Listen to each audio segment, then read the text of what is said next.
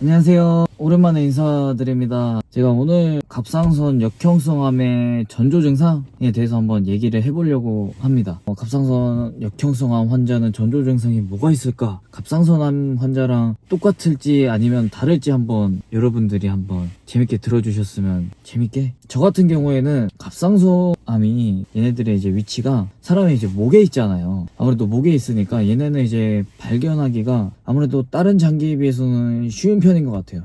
아닌 사람도 있지만 저 같은 경우에는 외관상으로 눈에 보였습니다. 이게 종양이 이 목이 커지는 게 눈에 보여가지고 찾게 됐고, 통증은 딱히 없었습니다. 암 자체가 전조 증상이 통증이 있기가 쉽지가 않다 그래요. 통증 때문에 이제 발견하신 분들은 웬만하면 진행이 많이 되신 분들이라고 들었거든요. 저도 진행이 많이 됐지만 통증은 없었습니다. 따로 통증을 느끼는 건 없었고 눈에 보이는 게 가장 컸고, 처음에 어떻게 발견을 하게 됐냐면 어느 날 갑자기 제가 자고 있는데 그날따라 유난히 목에 손이 많이 가는 거예요. 간지러워서 그랬는지는 모르겠는데 그냥 목에 손이 많이 가서 이렇게 막 대고 있다가, 원래 만지던 목은 이렇게 일자로 쭉 평평하게 내려왔는데 뭔가 그날따라 목이 굴곡이져 있는 거예요. 이렇게 동그랗게 약간 목에 산이 생겼다고 표현을 해야 되나? 뭐가 만져지지?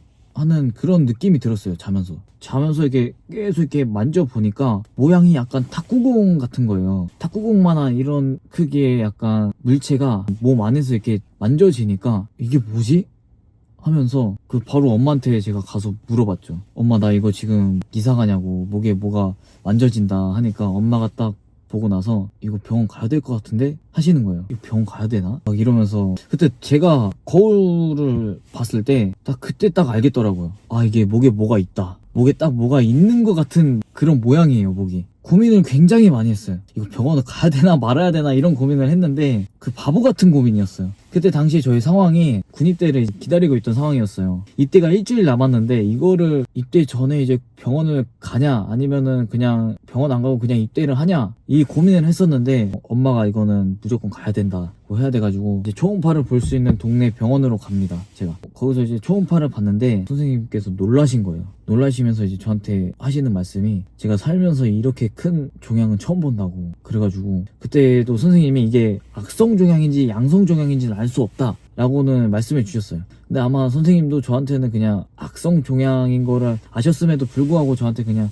그때 당시에는 그냥 모른다고 하셨던 것 같아요. 모양이 워낙에 컸기 때문에. 그래가지고 그 병원에서 일단은 큰 병원에 가보라고 소견서 같은 건가? 추천서라고 해야 되나? 아무튼 무슨 편지 같은 걸 따로 만들어줘요. 서류로. 큰 병원에서 제대로 한번 검사를 보시는 게 좋겠다고 하셔가지고 큰 병원으로 바로 갔습니다. 강남에 갑상선을 전문으로 봐주시는 이제 큰 병원이 있어요. 거기가 이제 수술도 가능한 병원인데 갑상선암과 두경부암을 전문으로 봐주시는 개인 병원 치고는 굉장히 큰 병원. 일단은 거기에 가가지고 조직검사를 합니다. 제가 조직검사를 보는데 선생님께서 이제 악성 종양이라고, 암이라고 하셔가지고 그때 그렇게 암을 발견하게 됐고요. 처음에 그때 조직검사 했을 때는 갑상선 유두암을 진단을 받아가지고, 그때는 역형성암이 조직검사 했을 때는 거기에 검사가 안 됐었나봐요. 처음에 갑상선 유두암을 처음에 진단을 받았고, 그 다음에 이제 수술하고 나서 이제 전체적으로 조직검사 했을 때 그때 역형성암 진단을 받았던 거예요. 발견된 과정은 그렇게 이어지고요. 외관상 보이는 것 때문에 발견을 한 것밖에 없어요. 저는 딱히 크게 전조 증상에 여러 가지가 있진 않았어요. 가지고 이게 전조 증상에 대해서 제가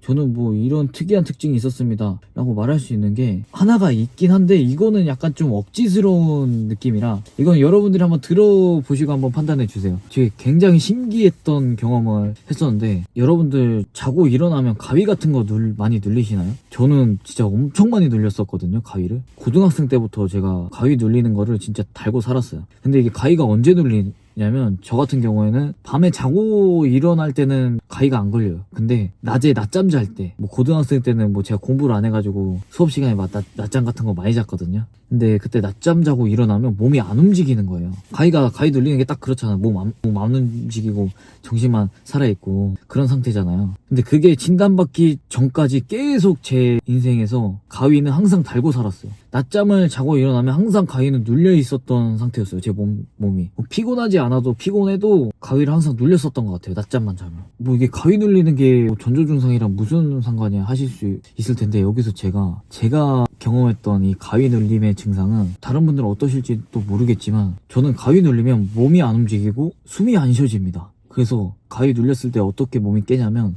몸이 안 움직이고 이제 숨이 또 안 쉬어지니까 숨이 계속 이제 막히는 겁니다. 숨 계속 참으면 막 고통스럽잖아요. 억지로 막 이렇게 입 막고 코 막으면 굉장히 고통스럽거든요. 근데 그 느낌이에요. 진짜 내가 막 숨 막혀서 막 죽을 것 같다 하는 그때 막 가위에서 깨요.